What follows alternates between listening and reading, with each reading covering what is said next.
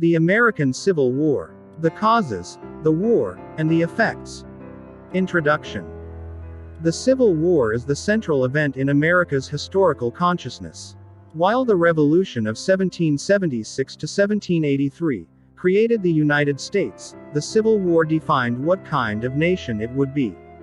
It resolved two fundamental questions left unresolved by the Revolution. 1. Whether the United States was to be a confederation of individual states rather than a united nation with one central national government. 2. Whether the United States, born of a declaration that all men were created equal, would continue to exist as the largest slaveholding country in the world. Part 2. Direct causes. The central cause of the war was the status of slavery. Before the war, the North and the South had been divided for decades over the issue of slavery, especially with the expansion of slavery into newly acquired territories, as a result of the Louisiana Purchase from France in 1803, and the Mexican-American War, 1846 to 1848. Measures such as the Missouri Compromise and the Compromise of 1850 had failed to settle the issue. The Southern economy was based largely on plantation agriculture, mainly cotton, and African American slaves did most of the work on the plantations. By the 1850s, cotton was in great demand, especially from the industrial Great Britain, and prices had increased immensely. By 1860, 60% of the wealthiest men in America were Southerners. However, 4 million of the 32 million population of America were black slaves, all in the South. The economy of the northern states was rapidly modernizing and diversifying. Although agriculture, mostly smaller farms that relied on free labor, remained the dominant sector, modern industrialization had taken root. Moreover, Northerners had invested heavily in an expansive and varied transportation system that included canals, roads, steamboats, and railroads. Also in financial industries such as banking and insurance, and in a large communications network that featured inexpensive, widely available newspapers, magazines, and books, along with the telegraph. By the 1850s, abolitionism was growing in the North, causing the Southern states to fear that the federal government would attempt to end slavery. The Southern states believed that the U.S. government did not have the right to decide whether slavery should be allowed in a state. Abraham Lincoln, the candidate of the explicitly anti-slavery Republican Party, won the 1860 presidential election. In the wake of Lincoln's election, 11 Southern states seceded from the Union to protect what they saw as their right to keep slaves. These states were organized as the Confederate States of America. Jefferson Davis was the Confederate president. Lincoln was intent on preserving the Union.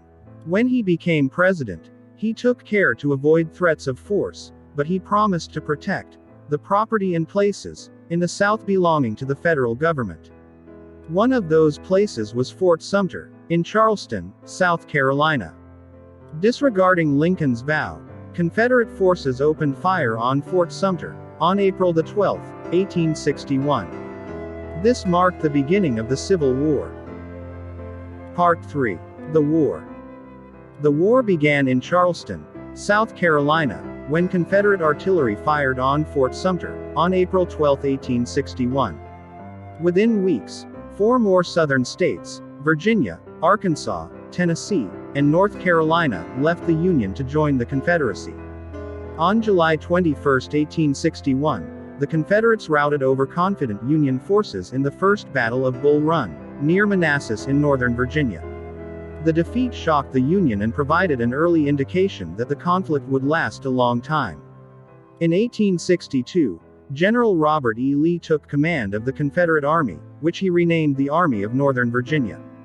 Under Lee, the Confederates claimed victories in the 7 Days Battles, June to July 1862, in the Battle of Fredericksburg in December 1862, and in the Battle of Chancellorsville, April to May, 1863.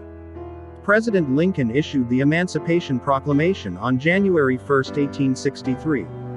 This order declared that slaves in the Confederate States were free. The proclamation influenced foreign opinion, persuading the British and French to not offer the Confederates the diplomatic recognition or military aid they sought. The Emancipation Proclamation also allowed the Union to recruit black soldiers. By the end of the war, about 180,000 African Americans were in the Army, which amounted to about 10% of the troops in that branch, and another 20,000 were serving in the Navy. 25 black soldiers and sailors were awarded the Medal of Honor for their actions during the American Civil War. After the Confederate victory at Chancellorsville, Virginia, Lee invaded the North and engaged Union forces under George G. Meade at the Battle of Gettysburg in Pennsylvania in July 1863. The Confederate Army lost and Robert E. Lee's incursion north ended. Momentum swung to the Union side after this battle. Lee was pushed back into Virginia and from then on was forced to fight a defensive war. Lincoln delivered his famous Gettysburg Address the following November. Lincoln described the United States as a nation, conceived in liberty, and dedicated to the proposition that all men are created equal. The war's turning point in the West occurred with Ulysses S. Grant's success in the Vicksburg Campaign, 1862–1863, which brought the entire Mississippi River under Union control. In March 1864, Lincoln gave Grant supreme command of the Union armies. Grant began a strategy of attrition, and despite heavy Union casualties at the battles of the Wilderness and Spotsylvania Courthouse in Virginia, began to surround Lee's troops.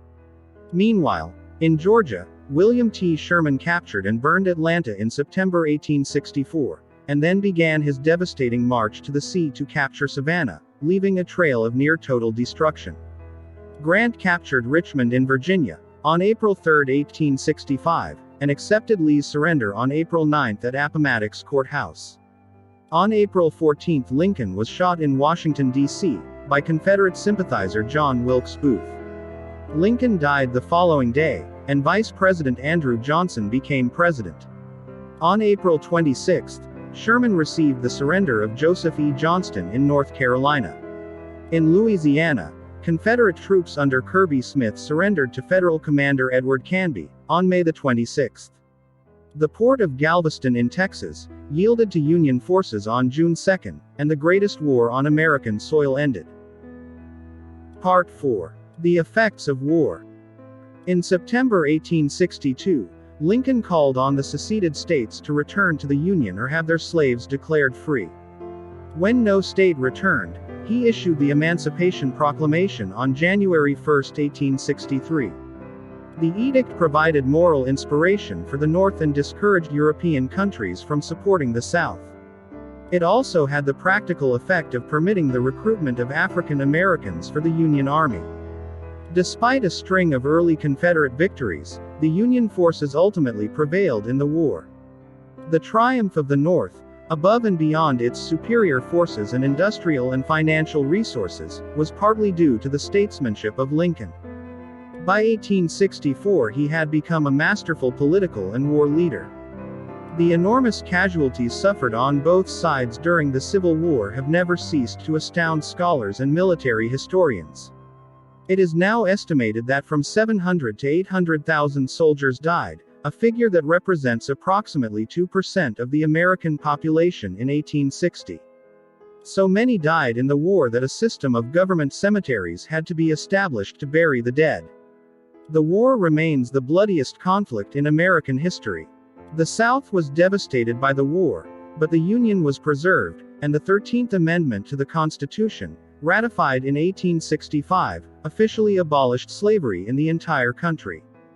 After the war, the defeated states were gradually allowed back into the United States. The period after the war from 1865 to 1877, in which attempts were made to solve the political, social, and economic problems arising from the readmission to the Union of the former Confederate States, is known as the Reconstruction. The American Civil War saw the first aerial reconnaissance using balloons, systematic medical care of the wounded, soldiers voting from the field, and modern war production of armaments. Railroads and the telegraph saw wide use. The navies of both sides also played a key role in the Civil War. Submarines and ironclads were used in naval battles. After 1863, the Union Navy blockaded some 3,500 miles, 5,600 kilometers, of Confederate coastline. Lincoln dubbed the Navy, Uncle Sam's Web Feet. It was one of the earliest wars documented on film. Photographs of individuals, battlefields, soldiers' camps, and more, left a compelling record. Particularly notable were the many photographs taken by Matthew Brady. Many authors, including Walt Whitman and Julia Ward Howe, also created an enduring legacy of Civil War poems, songs, and stories. The Civil War is one of the most studied and written about episodes in the history of the United States. It remains the subject of cultural and historiographical debate. The technology and brutality of the Civil War foreshadowed the coming of World War I, and for many historians is considered the first modern war.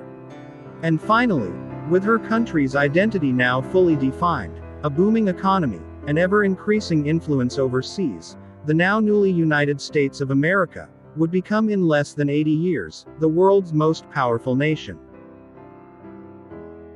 We hope you enjoyed listening to our Listen to History audiobook. Please leave your thoughts in comments. And don't forget to like, share, and subscribe.